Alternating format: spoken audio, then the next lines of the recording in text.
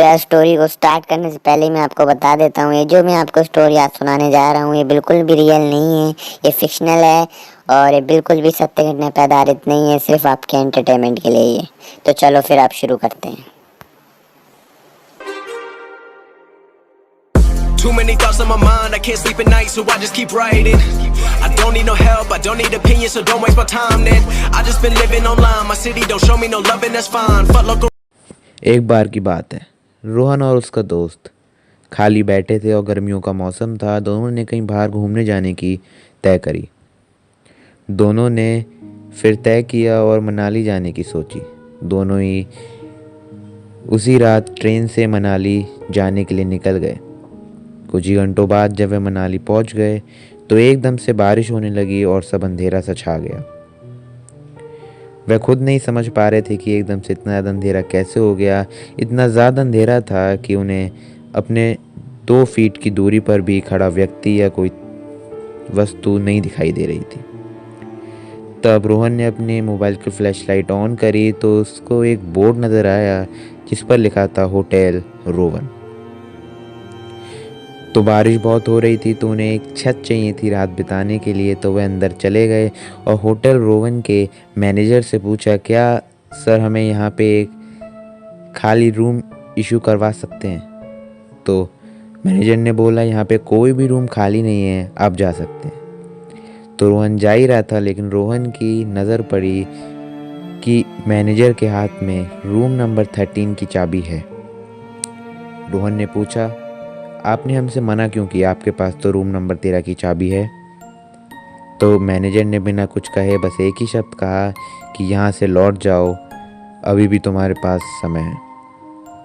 रोहन ने जिद कर कहा कि बहुत तेज़ बारिश हो रही है, आप हमारी बात समझने की कोशिश कीजिए, हमें ये रूम की बहुत सख्त ज़रूरत है वरना हम लोग बाहर भीग के बीमार हो जाएंगे। तो जैसे तैसे उसने ज़िद करी। मैनेजर ने उसे खूब समझाया लेकिन रोहन ना माना और अपने दोस्त को लेकर रूम नंबर 13 में चला गया। रोहन जा ही रहा था तब तक मैनेजर ने उससे एक और बात कही, जा तो रहे हो तुम, कैसे भी करके जा रहे हो, लेकिन एक बात ज़रूर याद रखना, 12 बजे तुम्हें कोई भी बुलाए तो उसकी बात मत सुनना, नज़रअंदाज करके तुम सोते रहना। 12 बजे तुम्हें जो भी बुलाए, जो भी तुम्हें दरवाजे पे खटखटाए, तुम्हें नहीं सुनना है। रोहन ने उसकी बात को नज़रअंदाज किया और ज़्यादा ज़रूरी ना समझा और वो चला गया। रोहन और उसका दोस्त बहुत ज़्यादा थक गए थे तो दोनों को नींद जल्दी आ गई और वे सो गए। लेकिन रोहन को बीच में प्यास लगी तो उसने मैनेजर से एक पानी की बोतल मंगवाई। मैनेजर से पानी की बोतल मंगवाई तो कुछ ही घंटे बाद दरवाजे पर कोई दस्तक देता है, खोलो खोलो मुझे अंदर आना है। रोहन सोचता है कि उसने पानी की बोतल मंगवाई है तो हो सकता है मैनेजर ने कोई अपना आदमी भेजा हो। तो वो खोल देता है और टाइम पे वो गौर नहीं करता। तो वो पानी की बोतल उससे ले लेता है लेकिन जो उसे पानी की बोतल देने आया होता है उसका चेहरा उसे नहीं दिखाई दिया क्योंकि उसने शॉल लपेटी हुई थी।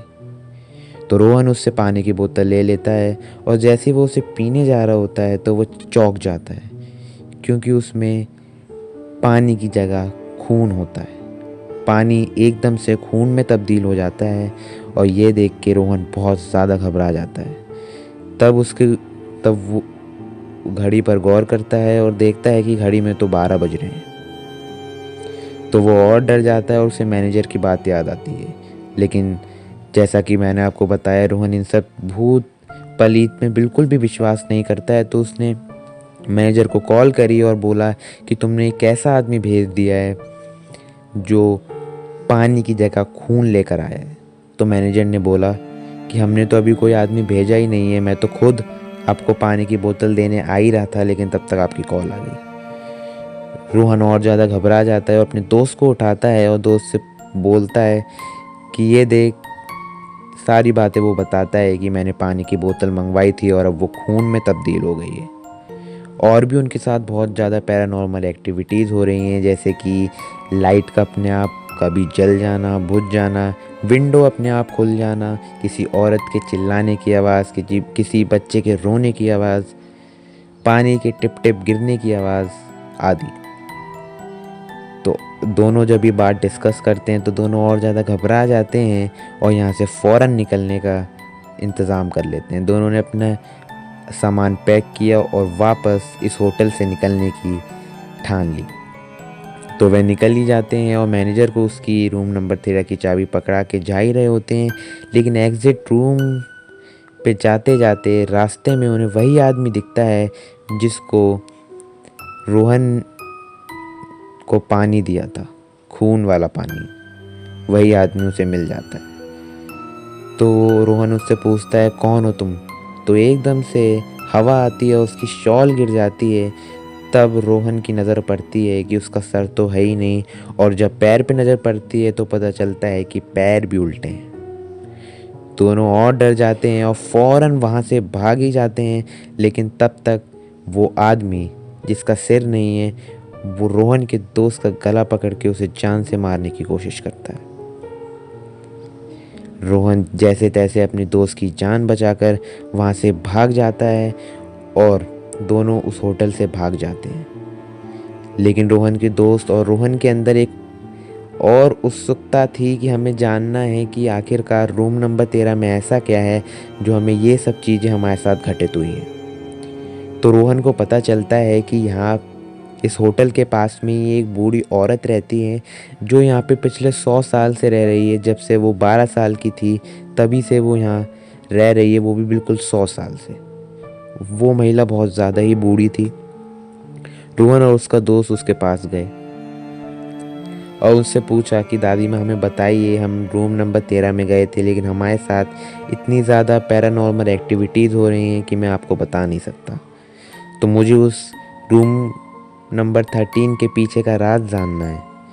तो उसे वो बूढ़ी महिला बताती है कि तुम्हारे तरह ही एक आदमी अपनी फैमिली को लेकर आया था, वो भी इसी होटल रोवन में रुका हुआ था। उसने रूम नंबर 13 बुक कराया था, लेकिन उसने सोने से पहले एक ये गलती करी कि वो अपने विंडो बंद करना भूल गया। उसी विंडो से 2-3 बदमाश आए और उसकी बीवी और बच्चे को मार के चले गए, क्योंकि उसकी उस आदमी से दुश्मनी थी।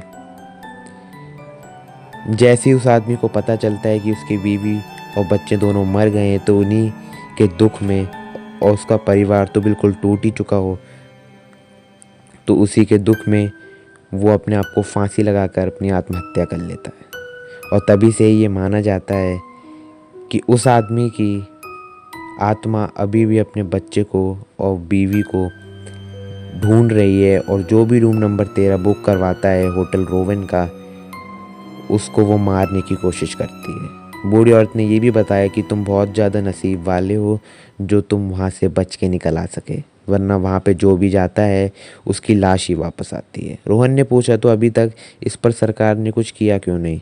तो बूढ़ी महिला ने बताया कि पुलिस या अन्य लोग भी इसको सील करने या होटल को सील करने की भी हिम्मत नहीं रखते हैं। तो ये सुन के रोहन और उसका दोस्त वापस लौटने की ठान ली और वह उसी ट्रेन से वापस अपने घर चले गए, और उन सब बातों को भूलकर वे अपने घर वापस चले गए और एक नई ज़िंदगी की शुरुआत करी। Too many thoughts on my mind, I can't sleep at night, so I just keep writing. I don't need no help, I don't need opinions, so don't waste my time then. I just been living online, my city don't show me no love and that's fine. Fuck local